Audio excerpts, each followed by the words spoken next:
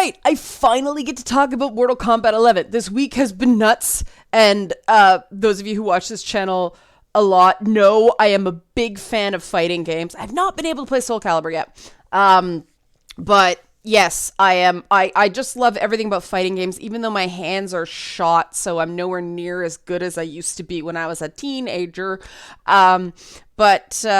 Yeah, I love everything about fighting games. I love the larger-than-life characters. I love the over-the-top violence. I love the balance, and I love the stories. I am a story junkie, which is why I lean more towards these larger-than-life franchises like Soul Calibur and Mortal Kombat. And I didn't get to watch the reveal on Friday because I was preparing for the deep freeze. Was it Friday already? Yeah, it seems so long ago. So I watched it over the weekend, and then stuff happened. So I'm finally getting to talk about it today. And it was really cool to kind of sit back and watch it myself as opposed to being on Twitter and live tweeting and all that stuff. Because I walked away being super stoked. The overall thing, if you don't watch any more of this video, I want to say this right off the top because I think this is incredibly important. The big sort of trend indicator with Mortal Kombat 11 and the return of just over the top gore is that the gaming industry is shaking off the culture war, at least when it comes to violence. Which yay, finally, right? I mean, one of the most heartbreaking moments in my career as a games journalist was I finally got to interview Ed Boon. And the publicist for Warner Brothers was like, don't ask him about violence in video games or we will stop the interview. And I was like, what? But I'm on his side. Don't ask. He's not talking about it. We will shut you down. I'm like, I mean, Ed Boon's the man, right? But at the time, and I don't remember exactly which game it was. I think it was it might have been MK versus DC at the time, but he just seems so beaten down by the politics of everything. And so eyes and brains splattering everywhere and all the blood and turning into spikes and getting, stabbed with blood that was your blood and now it's blood that's making blood. This is, I think, a really important signal of the return of fun. I think it's because, science has now had enough time to make it pretty clear that violence in video games does not make you violent in real life. We can stop worrying about that. And I mean, anybody that thinks that any of the violence in Mortal Kombat is remotely realistic, just stop talking now, okay? Because if you think that somebody can take a knife to the back of the skull and do anything but twitch and die, that's not realistic. The violence in Mortal Kombat has never been realistic. It's been surrealistic. It's been gory as shit.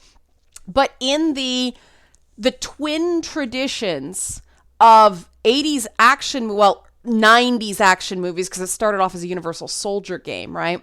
But 90s Western action movies, and then, martial arts movies from Asia, those twin kind of influences have nothing to do with reality. They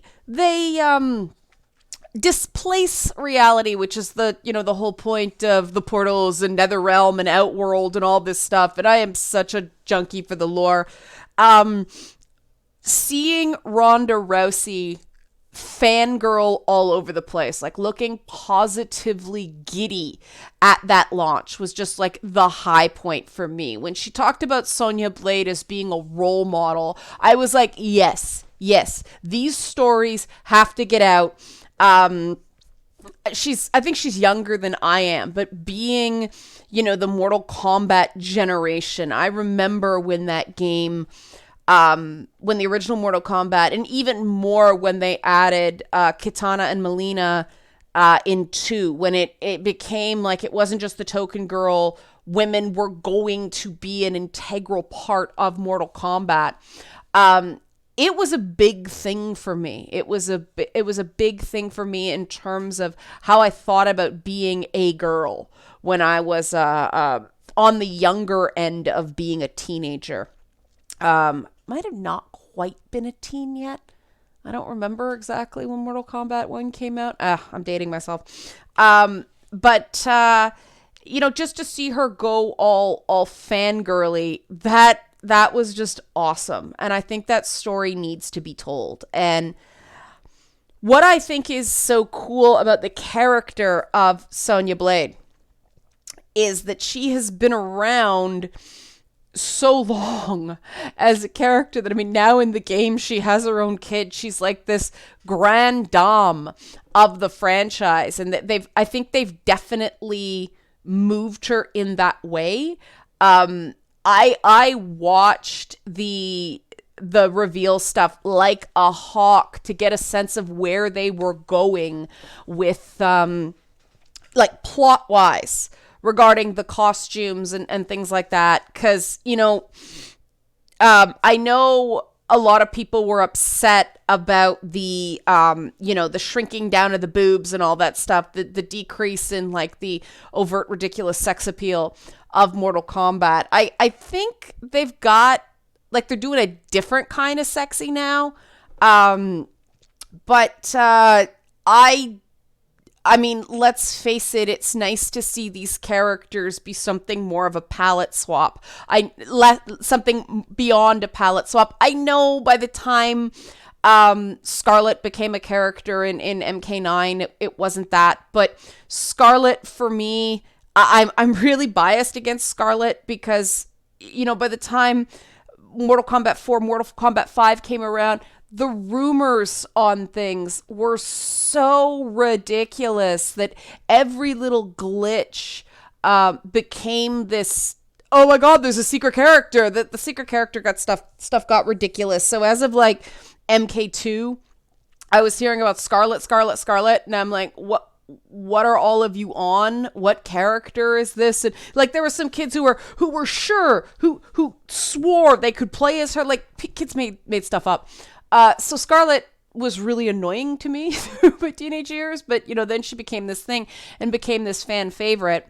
And the fact that both her and Baraka are back in the same game, I think is an indication for me that this is MK10 was, or MKX, it was really experimental in a lot of ways. There were a lot of new characters. And some of them work, some of them didn't. This feels more to me like a legacy game.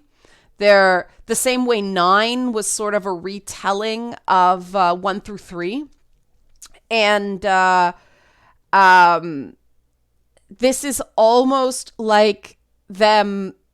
11 is now, they sort of set up 10. They kind of did story, but 10 felt like a lot of spectacle, and there was a little bit of story around the edges, with Thrall, Liu Kang, and Katana, or whatever the heck they were called, coming back into NetherRealm and stuff like that. But this 11 really feels like their attempt to jump off and tell the story decently at about the time that the original franchise started getting really bogged down in being this massive cultural phenomenon.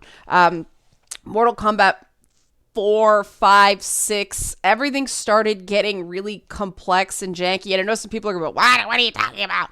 The games got huge and really bloated, and I wanted to punch Quan Chi in the face every moment he was on screen. It just lost the plot.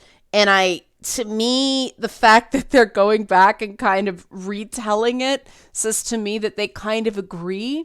And the fact that they've introduced this character, it sounded like she called Chinook, her, and I mispronounce Chinook all the time. I apologize. Part of it's the Canadian accent. Part of it is there is a place in, I think it's BC, called Chinook, like the Chinook Center, like Chinook salmon. So I always pronounce it wrong. It's Chinook. I know, I just mess it up. But yeah, I think she called him her uncle. And so there's some sort of relation there. So, like, for people who don't know MK lore, this basically means, like, the niece of elder god Satan's. Chinook is this fallen elder god. And so this would mean that she herself is at least part elder god. Cool. I think Garrus, the new character that they've revealed, he's a big dude. It's going to be interesting to see more how that character plays, because the only way he's not going to be crazy overpowered is if he's slow as shit and he's one of those momentum characters where he's got to get going.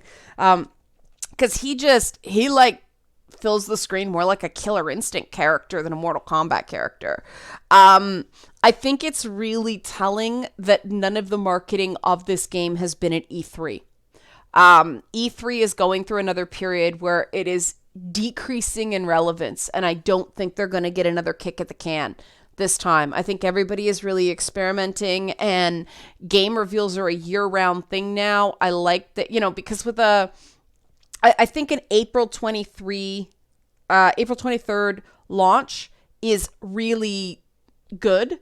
There's not a lot out during that period of time, so big games that come out then tend to sell really well because there's less competition. But I think it's also telling that they're not stuck on the E3 cycle anymore, because the very reason a lot of games don't come out in that period of time is it's not Christmas and it's really close to E3. So a lot of the time the games press is it's right before that window. May tends to be sort of June tend to be sort of junk. Well, June's when E3 is, but it's because it used to be during the summer, everybody was outside and not playing video games. Oh, how times have changed. But I really do think that everything, the reveal at was it the Game Awards? And then this standalone event, it has nothing to do with E3, which is great because it's, a heck of a lot cheaper for people like me to sit at home and just watch with everybody else and then comment than have to be there $2,000 a pop every time I go down there. It was gross. It was never an effective return on investment. But anyway, that little shot of Liu Kang and Kung Lao fighting side by side there, and it was like old Liu Kang, like obviously it's going to be another thing. Liu Kang has to win. That's sort of the ongoing Groundhog Day of Mortal Kombat, is Liu Kang has to win or Kung Lao has to win. It's going to be kind of cool to see that kind of in tandem. Like maybe that's going to be sort of, they have to do it together. I don't know. I was just really excited to see them side by side. I am not as excited as a lot of people for Baraka coming back just to have Baraka come back. I never liked playing as Baraka. But the way they are using that character. Now, I don't know if he is the Baraka or a Baraka in this version. I'll have to wait and see. But the fact that Baraka is just a savage, I think that's not only really cool, like in terms of designing his or their moves, but I think it's going to be a story point, because it's going to sort of be either, Raiden goes over to the dark side for the foreseeable future, or it's the redemption of Raiden, that Earthrealm has to bring Raiden back to the good, which I love that stuff in like martial arts movies and things like that. So that's just catnip for me. I'm not going to talk about the presentation itself. Nobody freaking cares. The pageantry is the worst part about it, other than Ronda Rousey fangirling all over the place. That's great. But I really do think the return of Baraka is like, once again, a symbol of just now they can take Baraka and have him like eat flesh and eat brains and all that stuff and not worry about but you're ruining the minds of children. People are going to squawk. They're going to find everything wrong that they wrong in air quotes that they can with Mortal Kombat that they possibly can. It's all going to be garbage. And to me, the fact that they're going for this, especially with, Warner Brothers continuing to be the publisher of this game, they don't care. It's almost like also separating the offense and defense meters. Like, they're not playing defense anymore. They're going to go on offense, and like they feel like they've covered their ass with the fact that like asses are covered. The women aren't just wearing dental floss anymore. I don't know why you care in a world where someone can get stabbed in the back of the head and get back up again and fight. But they obviously feel comfortable with where they're at. Personally, I just think the costumes are more interesting now. I think Kronika's pretty sexy. Personally, I don't know, but I just have this thing for bald chicks, so I like bald characters in general, but I don't know. I think she's pretty sexy. I think Scarlett's pretty sexy in her own way. I'm really curious of the fact that they've made her look kind of like a desert nomad kind of thing. I know there's a bit of a tie-in to the comics that way, but not quite. I'm pretty sure she got killed in the comics, didn't she? I don't remember. Anyway, like, her costume is very intriguing to me, combined with like her sorceress powers, and the fact that in the reveal event they kept pitting her against Sonya Blade. I think that's gonna be like a major plot point, almost as if Scarlett is sort of stepping into the Shang Tsung role for this game, which would be pretty freaking major. That'd be a pretty major statement if like Sonya is like, not the chosen one the way Liu Kang is, but she's like this guardian of Earthrealm who's fighting the good fight as a soldier. They've really made that integral to Sonya's character, that she's a soldier. But Sonya's enemy in Mortal Kombat traditionally has been Kano. The fact that Ronda Rousey said she got to Kano, Triple H got to be her Kano at a WWE event, that was pretty funny. Because she has been sort of like, there's always been this metaphor of Kano is just such a jerk. And Sonya beating up Kano in Mortal Kombat has always sort of been that what you'd really like to do to those asshole guys, but society doesn't allow you to. It's great wish fulfillment. But I think they worked that out in MK10, and I would be really interested to see Sonya and Scarlett as antagonists. I am keen on that. I am keen what that says about the story. I'm really, really excited about that too. Obviously, Shao Kahn's not gone, and that hopefully is relevant somehow. The fact that they're making him playable means that they designed him for something. Maybe it's just an add-on, I don't know, but it would be strange to me if they put all those resources just as an add-on character that means you have to pre-order the game, which I admit I might. I never pre-order things. Now I might, cause I want to play Shao Kahn.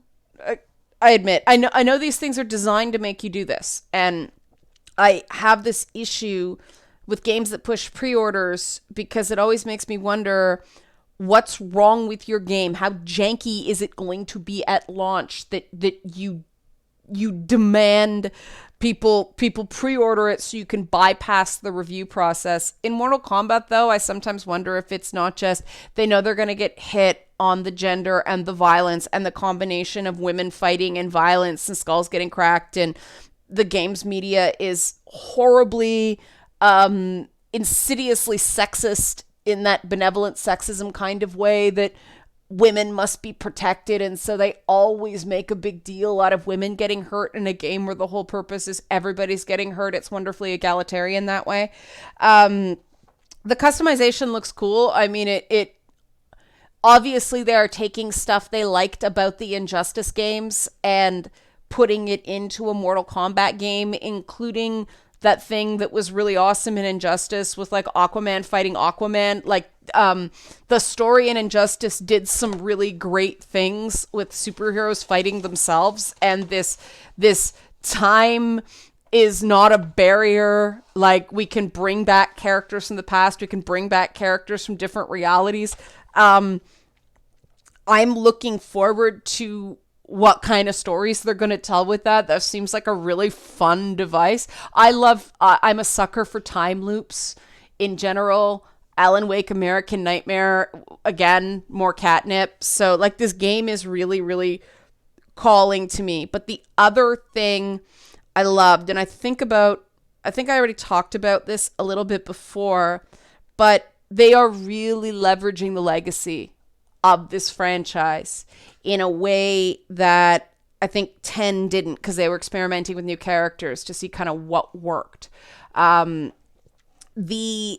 Even like certain little moves are just tributes to nostalgia, focusing on sort of the Elder God War again. It's so nostalgic, and with like the graphics and the frame rate. And I will say that it probably wasn't a stream. It was probably a pre-record, the one I watched, but it looked great, which was really nice, because the streaming quality, it doesn't show what games can do. So the version I watched, it was really, really, really sharp looking, and that made me happy, because man, the combat is smooth, if that's what it's going to end up looking like in the finished product.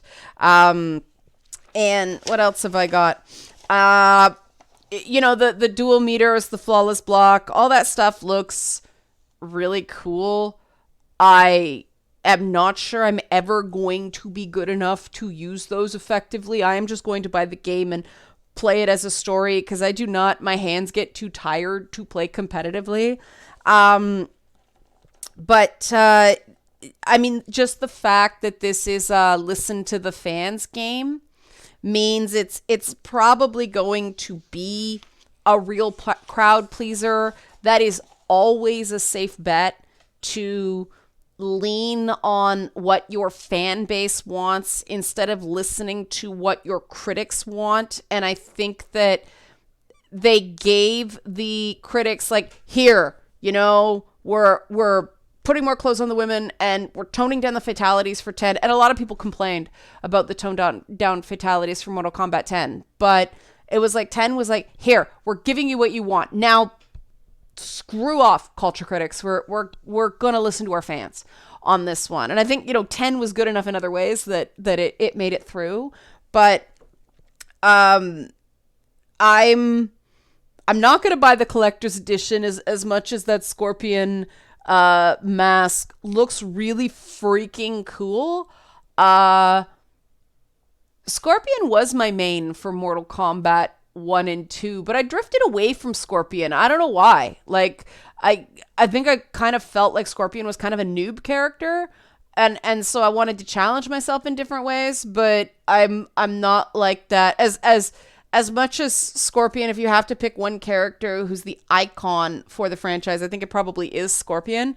But I'm not as big a Scorpion fangirl as I am like even Raiden. I kind of think is cooler. I have a soft spot for Liu Kang.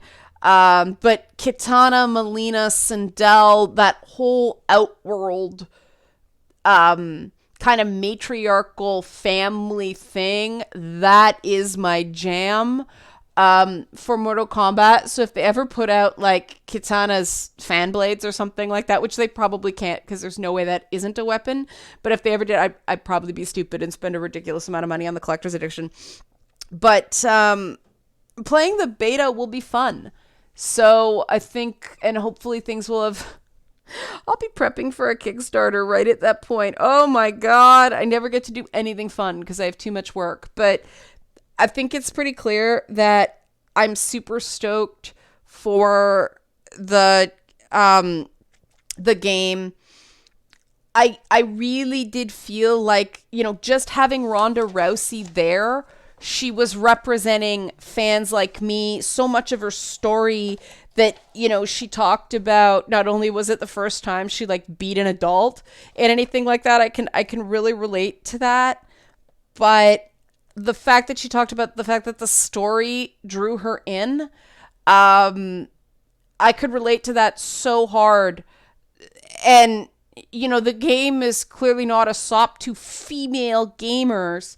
It's a particular kind of female gamer who's older, or may I say, reminiscent of a previous generation of female gamers that are interested in that sort of rough and tumble equality that gaming brings, in that if you're good, people stop giving you a hard time and they give you respect.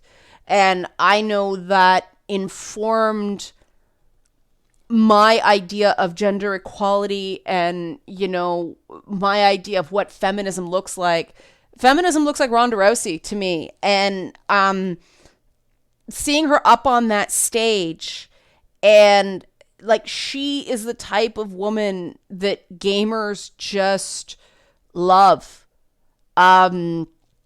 She's this embodiment of strength, you know, in very real terms, but also, like, you can tell she was the real deal. You know, she was so excited to be there. She was such a fan. And it wasn't, you know, one of these, we see these celebrities get up at E3 all the time. Oh, yeah, I love the game. Yeah, I believe you not. She was so stoked. And I don't know. Maybe that made me sort of biased in favor of the game, because I felt like, you complete me, Ronda Rousey. Can we be friends and hang out and like talk about how you beat people up? Maybe it softened me a little, though I don't know, because my one concern, I have not lost my objectivity completely. My one concern, I'm going to lay this out here just as, you know, I set these benchmarks.